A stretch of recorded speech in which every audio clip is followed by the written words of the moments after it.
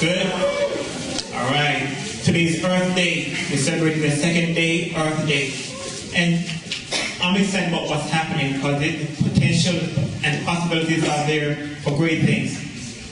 Since the beginning of time, we are blessed with an abundant supply of energy that is safe, clean, and renewable. It comes from our sun, the wind, and water.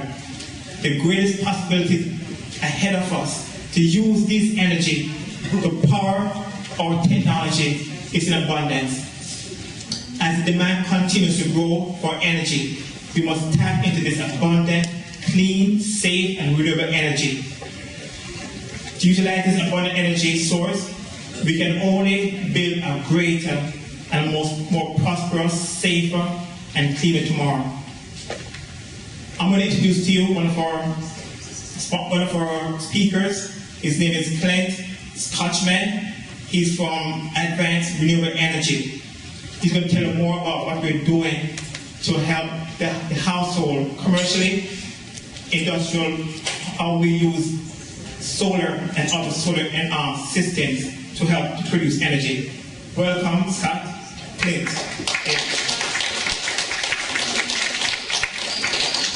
Thanks, everyone.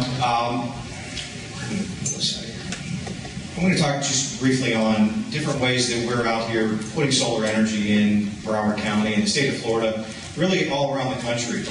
We're going to showcase several different ways that we're putting these systems onto commercial buildings, onto ground-mounted locations, onto rooftops, and using them for energy. It's been said that enough solar energy actually strikes the Earth's surface in the state of Nevada in one day to power the United States for an entire year. That's a lot of energy. It's a lot of possibilities, and there's a lot of great future moving forward in this business, in this industry. We're seeing growth year over year, 100%. Every year we're installing 100% more than we did the last year before. A lot of that is driven by federal government, tax incentives. A lot of it's driven by the want by people like you and business owners to do the right thing and to install green energy. So with that, I'm going to touch a little bit on what we're doing and how we're doing it. Some of these systems are right here in your backyard. These are carport structures that we built for the Seminole Casino. This is an unfinished picture. They've since been finished. There's 3 of them that have been built right here at 441 and Sample Road.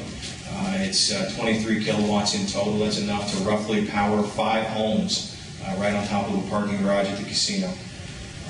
One great thing about the top floor parking garages, along with other ways that we utilize photovoltaic systems, is that we're using spaces that otherwise are left completely void. So we're not taking up valuable real estate to build energy assets. We're actually building them on non-producing assets that people already have. Rooftops, parking garages, wasteland areas at parks, canopies for covered sidewalks in other areas.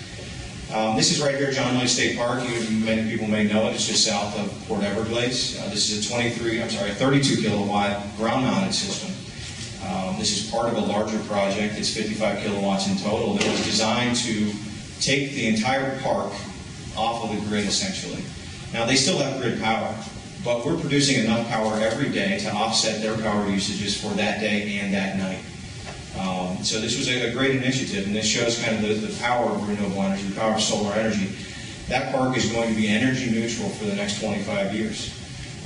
It wasn't just part of a solar installation, but it had a lot to do with energy efficiency and upgrades, other things that people around here are working on alongside of solar energy. Using more efficient air conditioning systems. I saw someone's presentation over here talking about switching out appliances for more efficient versions of their appliances.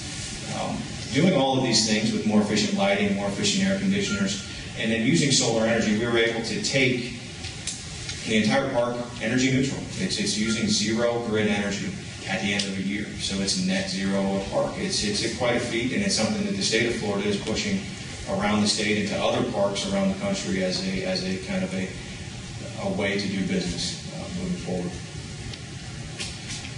The City of Hollywood, and we've done 5 different solar arrays for the City of Hollywood, totaling 150 kilowatts, or approximately 30 U.S. homes. This is their City Hall building, and this is an example of how we're using rooftop space for solar energy usage.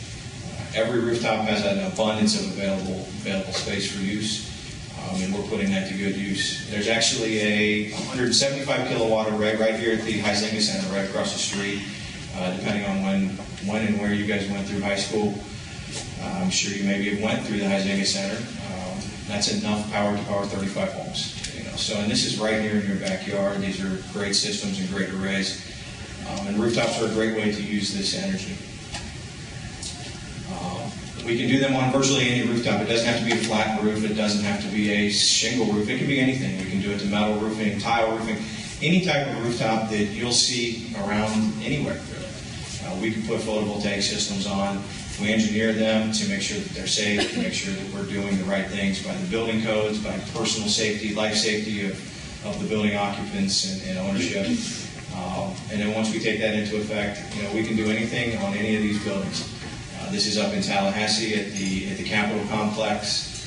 And once again, this is about a 150 kilowatt array, and there's some carports next to it for another 25 kilowatts. And these are all significant power generating systems that are using clean energy to supplement the power usage that these buildings already have. Just another way to reduce the consumption of fossil fuels or brown power, however you want to term it. And then we get into some more creative ways, more architectural ways to do solar energy, things that are appealing to the eye, things that are seen, canopies, walkways, things that are covering up. We're actually doing right now a project with 60 schools around the state with Florida Power and Light, building gazebos out in courtyards similar to what we have our presentation right here, and doing covered sidewalks, doing canopies along these ways. We just did 2 solar trees for Everglades University in Sarasota. These are enormous structures. They're about 20 feet tall. It's hard to tell how large this is. They're connected to solar car chargers. And these things really have eye appeal. So while we're also creating energy, creating clean energy, we're also creating a visual reference point, letting people know what we're doing. A lot of times solar energy goes unseen. I'm guessing that everyone in here has either walked by or driven by the Huizenga Center, and probably no one, except for a select few here, know that there's an extremely large power generating system up on top of that roof. So this is one way to bring solar to eye level. There's many ways to do it. One of the drawbacks with something like this is that it costs more to build, so therefore it takes a much longer period of time to pay for itself. So economically it may not make sense, but coupled with the want to have a green image or to have a visual reference point outside your buildings, these are some things that we do.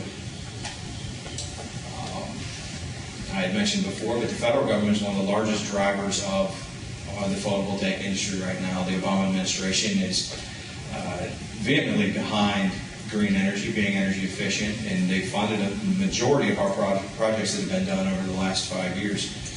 We did 1.8 megawatts, and I don't even know how many homes that is. It would be close to 500 homes. For the United States Navy, for instance, this is up in Jacksonville on one of their heliport bases. So everyone is involved in this effort. It's a large residential market, it's a large commercial market, it's federal governments, it's business owners, it's homeowners, and there's a place for everyone to fit into the solar energy market. So I guess the message there is it's diverse, it's growing, and there's opportunity for everyone. I talked real briefly on just how we do it, and then I'm going to open up to questions if anyone has anything. I talked about how we put them up on rooftops. There's many ways to do that. We can ballast them using concrete weights so we don't have to actually anchor into the substructure. Now, this is very hard to do in Florida just because of the extreme winds that we have, but we do this in other parts of the country and around the world. It's very prevalent. This is actually a picture of that City Hall roof that's being done, of our guys up there actually installing it and racking it. These are a combination of ballasted and connected systems, just showing many different ways that we can rack these systems, we can design them to be installed.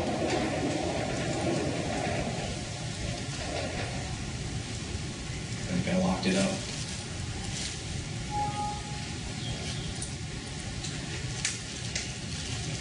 There we go. Fully penetrating systems that are completely attached to the substructure rather than being ballasted down by weight or being a hybrid system of weighted systems and attached systems. This is something that we really don't get into a whole lot just because of the enormous amount of maintenance that's required to maintain all of these holes in the roofing system. But it is something that's been done pretty throughout the world. I saw some of these panels laying out in your front lawn here. These are thin film panels. These are panels that actually have a peel and stick membrane that can be adhered to systems. This company, unfortunately, is out of business right now, but there's several other companies that are out there being developed. So, along with crystalline glass panel technology, you can use thin film technology. Those are primarily the two main products that are on the marketplace right now.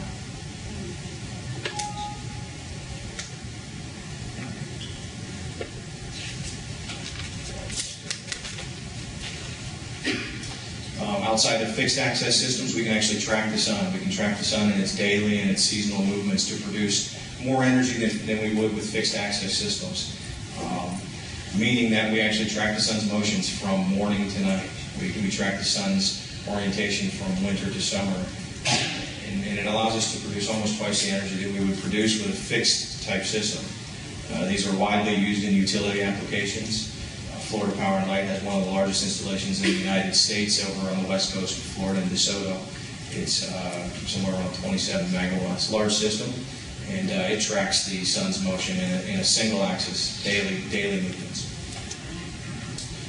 I talked about thin film panels. Crystalline technology is one of the main technologies that are being installed. They're hard glass panels, probably mostly of what you've seen if you've ever seen anything on a roof. Very high efficient, been around for a long time, people trust it, and it's the primary product that's being used in the marketplace right now in the United States. Thin film flexible panels I already touched on. One of the biggest components to any photovoltaic system would be inverters. To relate it to something relatable, all solar panels create DC current, similar to what a battery creates. Now that's not usable for your home. We need AC current. So we actually have to take the current or the electricity that's produced on the rooftop and match it to the energy that's being used by the building and by its components. We do that through a device called an inverter to create usable AC power.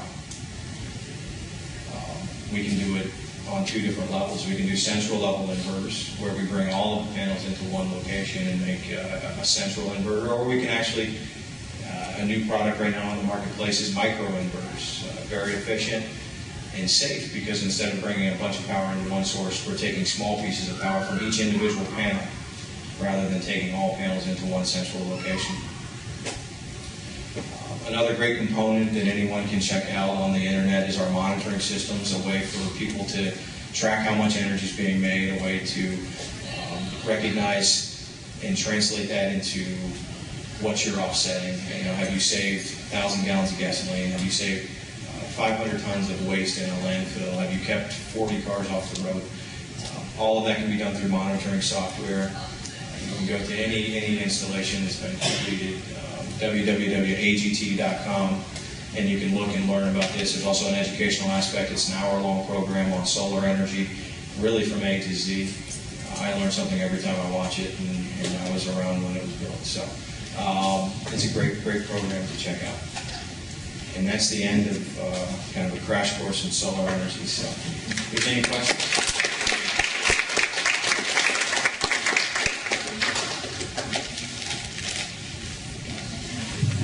Questions? Yes.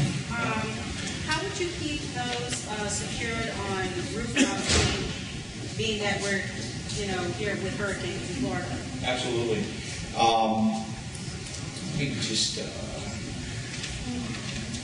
Let me see. Well, this is one of the ways, but everything is engineered and everything is designed for certain wind speeds. So down here in South Florida right now with the newest code, we're designing to 170 miles an hour, which is an extreme load. So what we have to do is we have to engineer the deck connections to the load. We have to analyze how many pounds per square foot that the array is going to generate under that wind speed. And then we design the connections to withstand those loads. We also have to be careful with the technologies that we're selecting. A lot of these panels, some are stronger than others, just like anything that you can buy in a marketplace. Everything has different characteristics. So we really analyze the whole load, starting from the structure that we're installing them on, to make sure that it can withstand the load, going all the way through every connection in that system, meaning the connections from the roof to the beginning of the array, from the components of the racking array to how we connect the modules to that racking system, and so forth. So everything is designed individually on a site-specific basis. Now, Maribel's going to actually talk about how Broward County is going a step forward in trying to reduce some of the costs that we have up front for design and permitting in their program. It's a great program, and they've basically pre-engineered designs. But I'm going to let her talk about that. But even with that scenario, someone has looked at everything that happens on that system and analyzed it from an engineering standpoint to make sure that they can handle those loads. Yes, the maintenance like on the like you have to watch out for when it rains or something. We actually like it when it rains. It's free cleaning. Yeah, absolutely. And there is operation and maintenance associated with these projects, especially on projects in certain geographical areas where rainfall is limited but dust is high. Salt spray from oceanside areas. We recommend biannual cleanings and biannual visual inspections for any sort of mechanical malfunction, rust, decomposition, bad connections, animal damage. There can be many things, but we're looking at twice a year to install them or to maintain them. Operation and maintenance program typically is somewhere between 2 to 4 cents a watt, and I know that probably doesn't mean anything to you, but yeah. I think I have one more. If I decide to solar panel my roof, does the government give me any money to help me? And also, how long would it take to install? That's a multifaceted question. The government does help. Right now, there's a federal tax credit that's available commercially and residentially, 30%. So if you were to spend $20,000 and you had tax liability, like you paid taxes, you could get $6,000 from the federal government. There's also other programs that incentivize these systems. Florida Power and Light has a utility rebate here in this area. They'll give you $2 a watt for the first 10,000 watts. So if you did a 10 kW system, they would give you $20,000. Now that has to be done within their parameters and their guidelines. You have to apply for the rebate, secure it, and build these systems. But to answer your question, there's many. Geographically, the availability of rebates and incentives varies greatly. Right now in our state, we have a utility rebate program through Florida Power and Light, and then we also obviously are able to take any of the federal incentives. As a homeowner, you can take a 30% tax credit. As a business owner, you can take a 30% tax credit along with a 5-year depreciation schedule, which is also a significant savings for a business, but as a residential homeowner, that wouldn't apply. Anything else? Take this one. Yep. How heavy are they? Pretty heavy. An average panel is about 55 pounds, and it's about 3 by 5 feet in rough terms. So 36 by 60 inches, 55 pounds. And that varies from technology to technology. The thin film panels you could walk out here and pick up, it's about 2 pounds. So, but glass, crystalline panels, like what you would be looking at on one of these slides, is about 55 pounds. How many do you think you would need for a house? How many? The average home, the average house is somewhere around 5 kilowatts. The average solar panel is somewhere around 250 watts. 5 kilowatts is 5,000 watts. So we're looking somewhere, in the neighborhood of 20 modules for an average home system. Now that depends on usage, obviously. If you're very energy efficient, you turn your air conditioners off when you leave, you turn your lights off, you're into saving money anyways. Then that could be down. You could offset your bill with a 2 kilowatt system or a 3 kilowatt system, and if you have a huge house and you use energy all the So, time. like, how many panels would you think you'd want to buy for an average house? Like, I don't know the measurements or anything, but if I were to have to put panels in my house, how many do you think, like, an average house would be? The average residential installation that we see is somewhere around 5 kilowatts or 20 modules. It's also going to be somewhere in the neighborhood of 500 square feet. And that has to be usable area. We need southern facing or southeast, southwest, preferably. nothing facing north. We don't get any solar radiation on the north sides of sloping structures.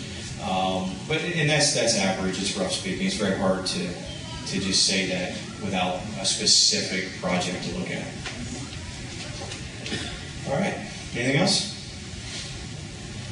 Well, with that, Maribel's going to come up from Broward County's program and talk to you guys about what Broward County's doing right here. They got a lot of good things going on.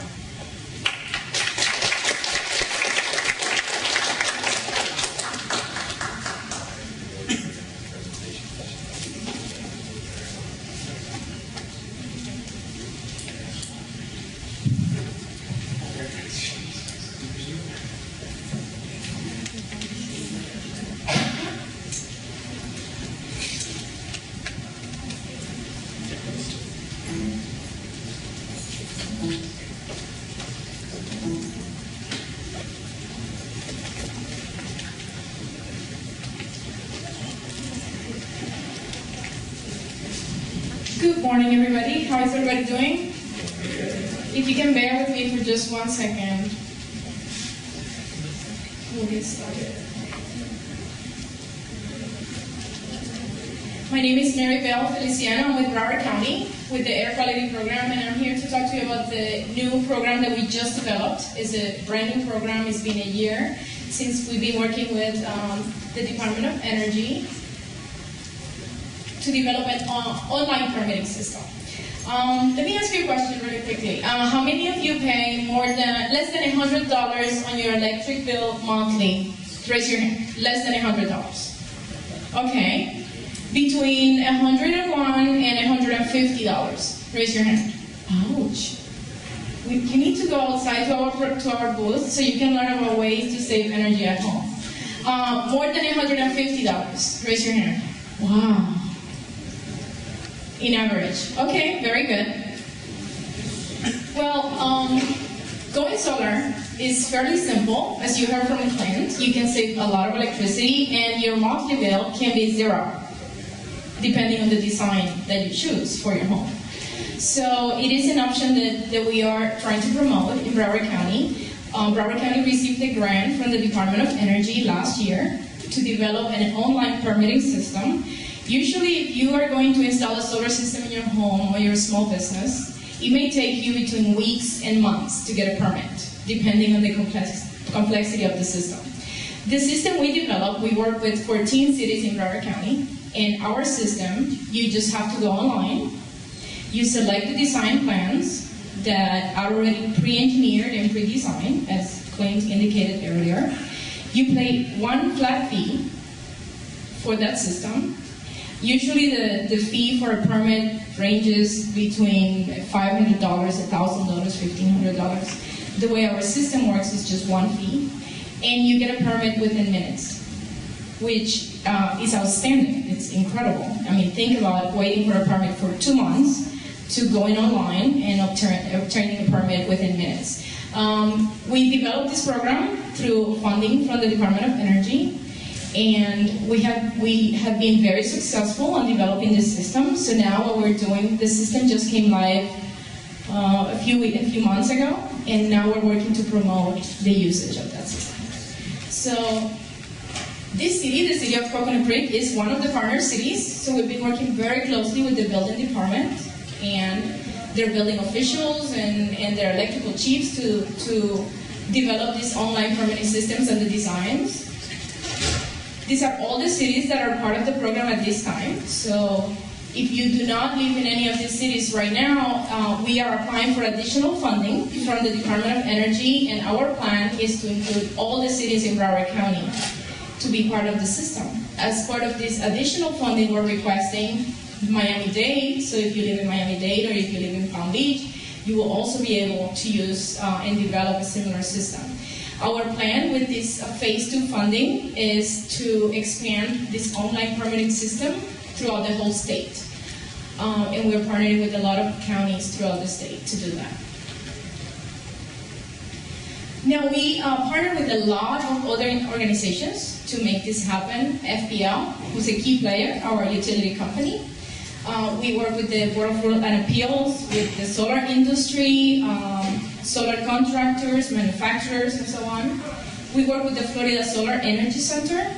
The Florida Solar Energy Center is the institution that is responsible for certifying all the PV panels that you saw on the pictures earlier.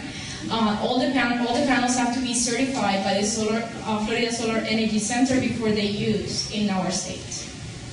We also partner with the Broward County Schools. As you heard, they are promoting solar within the schools, so we partner with them as well.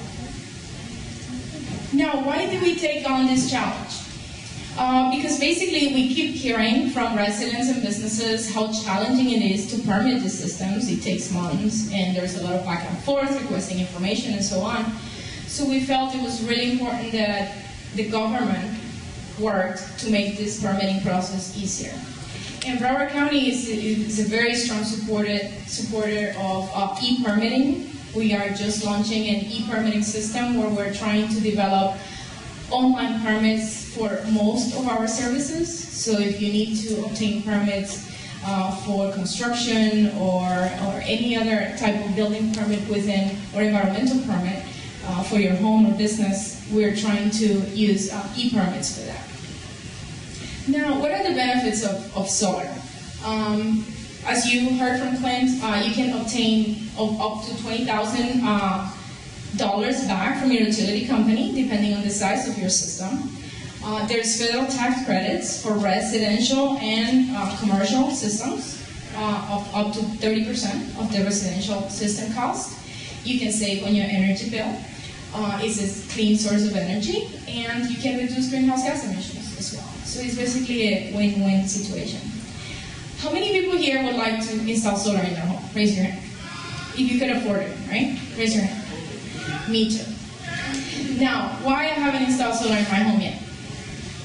Guess.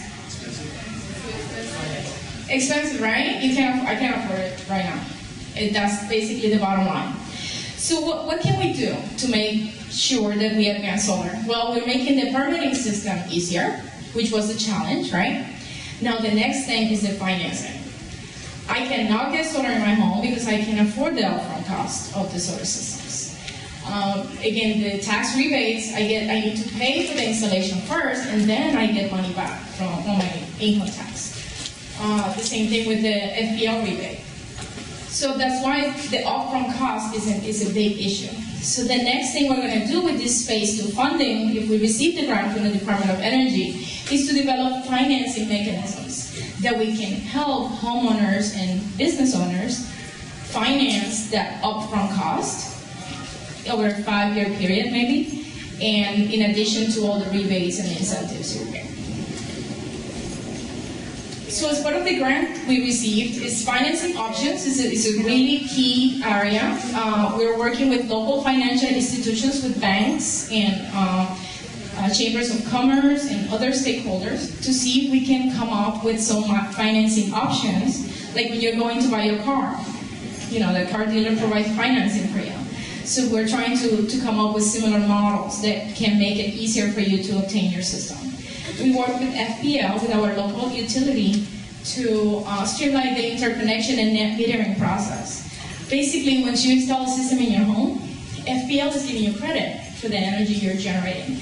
And you're going to have to submit an application, and basically your solar contractor will do that for you, for the interconnection and net metering process. So we work with FPL to streamline that process and make it automated as well. Planning and zoning was another issue.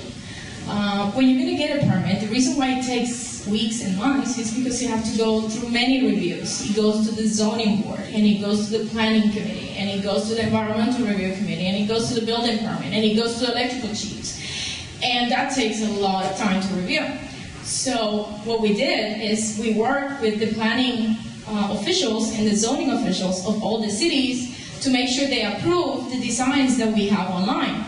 So now you don't have to go, when you get your permit, you don't have to go through all those approval processes. In addition to that, if there was any zoning ordinances in any of the cities that were preventing solar installations, we removed those. We went to the city commission and changed the zoning ordinances to make sure that they are okay, they promote solar. And then the permitting system, which is the one I'm going to talk about. So our online permitting system is available 24 hours a day, 7 days a week. It's an online system. It saves you money, thousands of dollars, because you get a pre-approved, pre-engineered design plans. You need an electrical plan, which costs a lot of money. You need a structural plan, which also costs a lot of money. So our system has all those plans already designed by a professional engineer, sealed, stamped, digital design and sealed. So you're basically saving thousands of dollars because we're using that system already. You do have to hire a solar contractor to use to do the installation. You cannot do it yourself. However, all the engineering designs are done. So when your contractor gives you a quote for the installation, they cannot charge you for that. And there's one permit fee. It's $552 regardless of the size of your system. So that's another significant savings because, as I mentioned earlier, some permits can be $1,000, $1,500, $2,000. Now, what is the old permitting system? You basically have to go to your city to pay for the fee and obtain the permit. So you needed to hire a solar contractor. You needed to get the solar contractor to work with an engineering company to design all those structural designs and the electrical designs. You need to go to the city to apply in person, or your contractor will go and apply. Then you have to go to the building department to get a building department permit, and that takes time for them to review the plans and so on. There's fees associated with every single review process. Then you have to go through the zoning department for them to review your plan. Then there is this back and forth process here, which if they have questions on your designs, they come back to you, they ask for additional information, and you have to provide additional information, and all that takes time.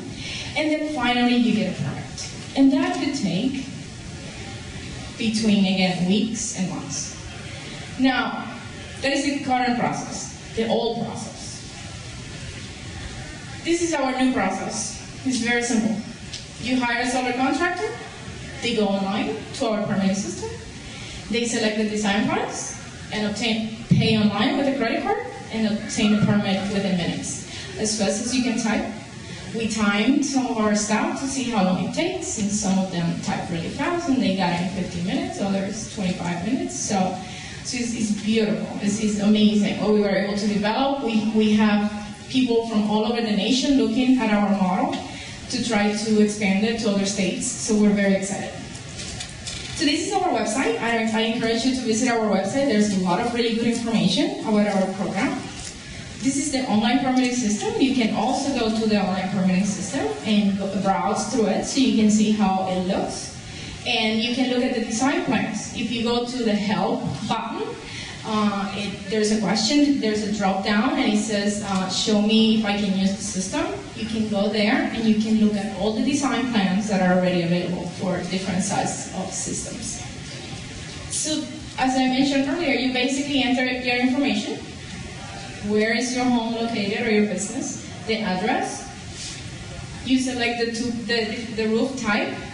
We have 6 different roof types that are the most common in our state. You select the design plans and you make a payment. And here is, as you can see here, the PDF design plans and the permit card, the building permit that is issued within minutes. So as part of this effort, we work very closely with solar contractors and local businesses to develop the system. And we had monthly meetings with all these stakeholders to get their feedback on what their needs are, what they needed, to make sure that what we develop is a system they can use. So these are just pictures of some of the meetings we had at the U.S. Solar Institute. It's a local training facility for solar installations. And this one here is a JM family enterprise. They have solar installations as well as part of their operations. We developed an online, we developed a kiosk. It's a touchscreen kiosk that is at the government center down west, where customers can come in and use the system online. There's also educational information on that kiosk as well. We did a lot of marketing to educate Broward County residents about the program. And we received a lot of phone calls. We did bus ads, we did TV ads, radio, to promote the program and encourage people to use the system. If you go outside to our booth, you'll be able to get information about the program. There is also a cost-benefit analysis here. Somebody asked earlier how much it would cost to install a system in my home. So you can look at this. We have a table on the back of an actual installation that was done in Broward County in 2008, the cost of the system, what that resident got in terms of federal tax rebates, FPL incentives, and so on. And you can see the payback was approximately 6 years for that system. We also provided training to our building officials on how to use the online permitting system and to solar contractors. And we ended our grant with a Solar Fest. It was a conference, free conference we did, and we're going to do this every year, so we encourage you to keep an eye for the next one. It's going to be in May of 2014. It's free for you to attend, and it provides we had speakers from all over the nation, came from California and Washington, D.C. and New York to talk about solar technologies and the latest information out there in terms of the performance of those panels, financing options, and how we're going to move forward in our state to advance solar. So these are some of the marketing pieces for our Solar Fest. We had over 1,200 people that attended Solar Fest at the Broward County Convention Center, and we really encourage you to participate next year.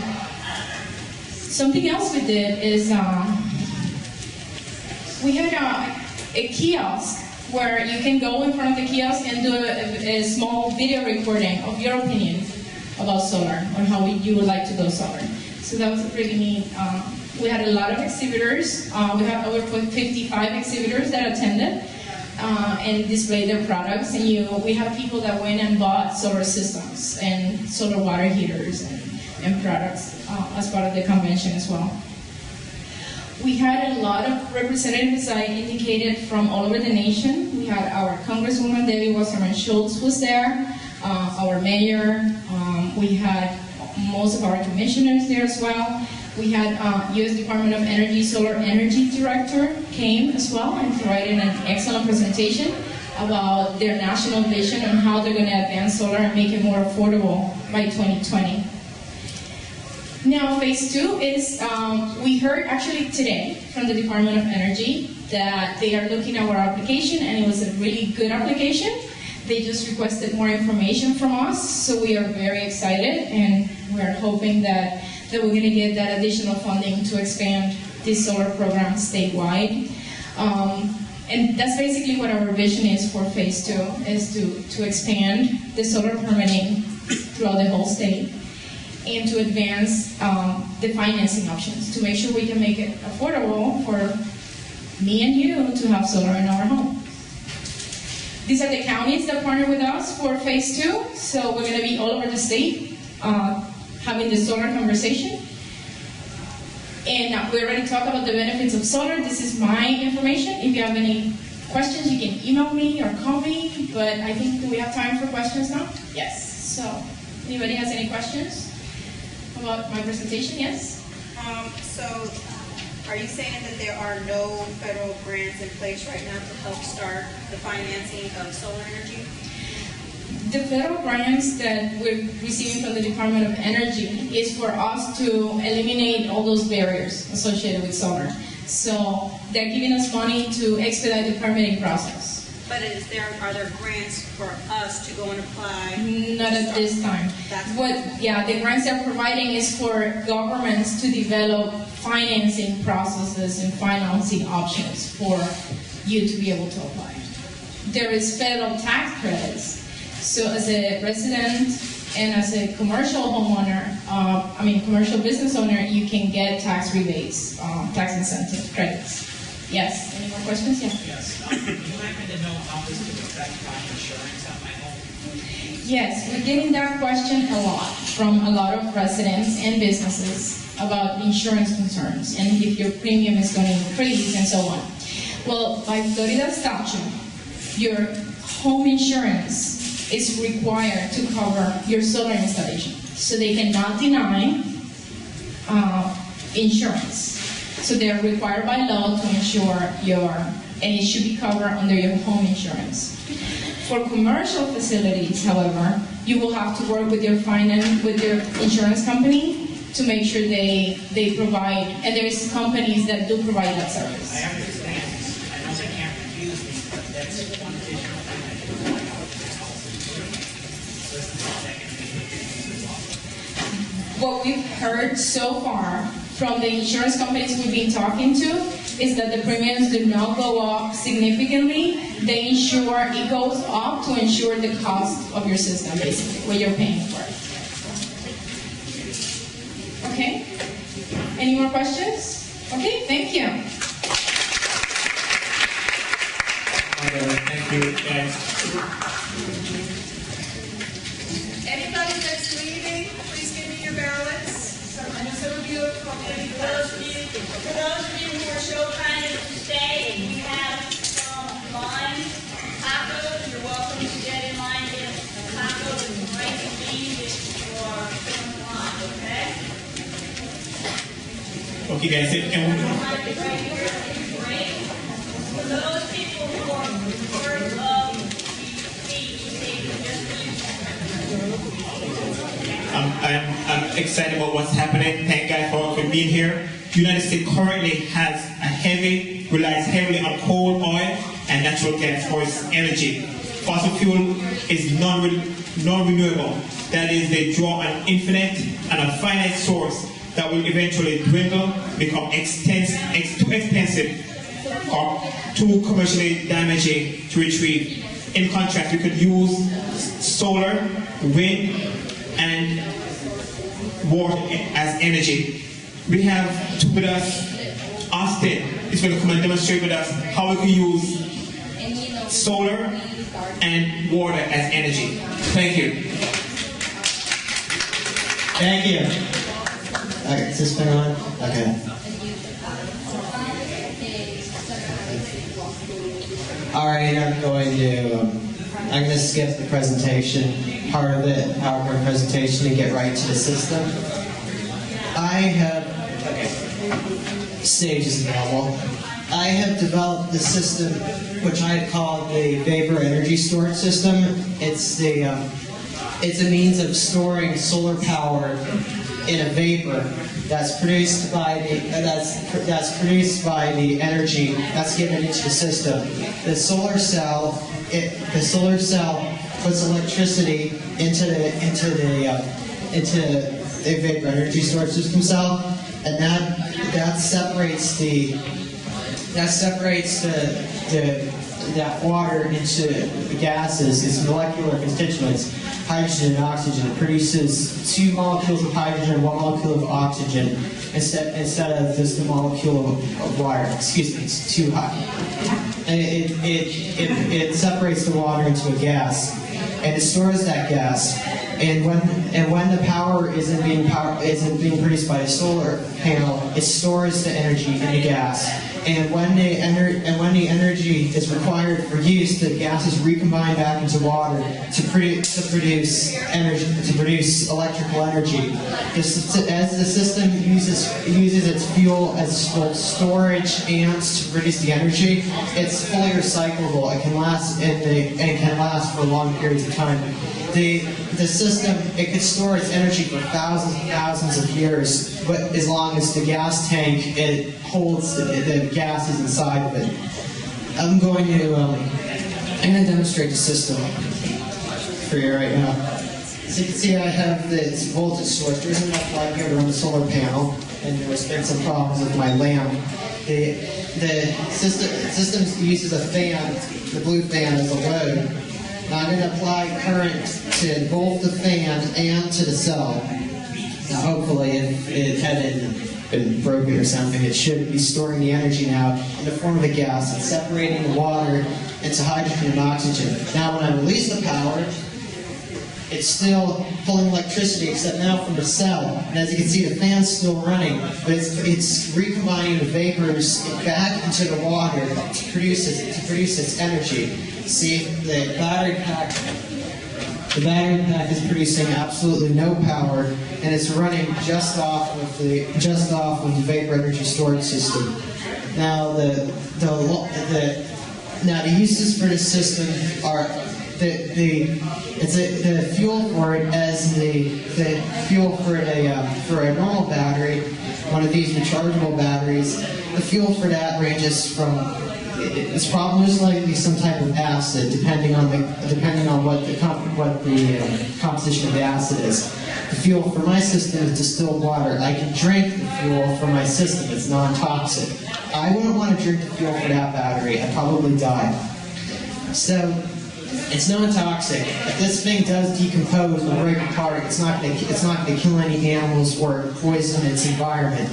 Additionally, it's fully recyclable. If this system does break, the fuel cell, something happens to it, the fuel cell would be removed from the commercial unit, and it would be sent back to the factory. They would just unbolt it, put in a new membrane, and rebolt it back together and install it. And within a week, you'd have the system up and running again. It's designed to be modular, where it can be connected in parallel to provide as much current as you need. A commercial unit would be about the size of this milk jug. It would have a solar panel about the size of that computer screen, or two of them together. And those can be modularly attached to provide 120 volts for 12 hours at as much amperage as you want. Say you want to power a refrigerator with it, which is a pretty high current application, you would just connect in parallel as many of these as needed to increase the current. So basically you can power anything with this system.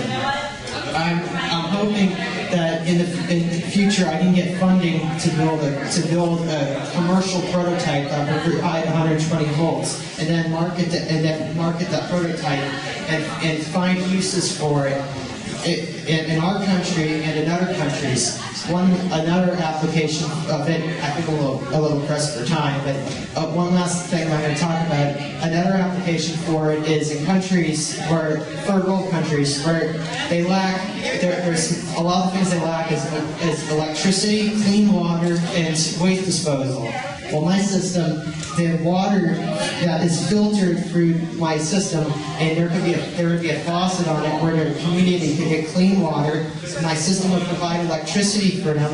It would provide shade from the solar panel. It would be in the form of a tent, and the waste disposal, the hydrogen and oxygen would be put together, and they would burn the waste to provide everything that community lacks. And I'm hoping to market this system and possibly get the United Nations to allow me to install it in communities that don't have all the things that we have today. Now, that is my presentation on a vapor energy storage system. If anybody wants any information or a written explanation, which is probably a lot more concise than what I gave up here, then I have some paperwork up there, and I'm willing to give give demonstrations as much as possible. And thank you.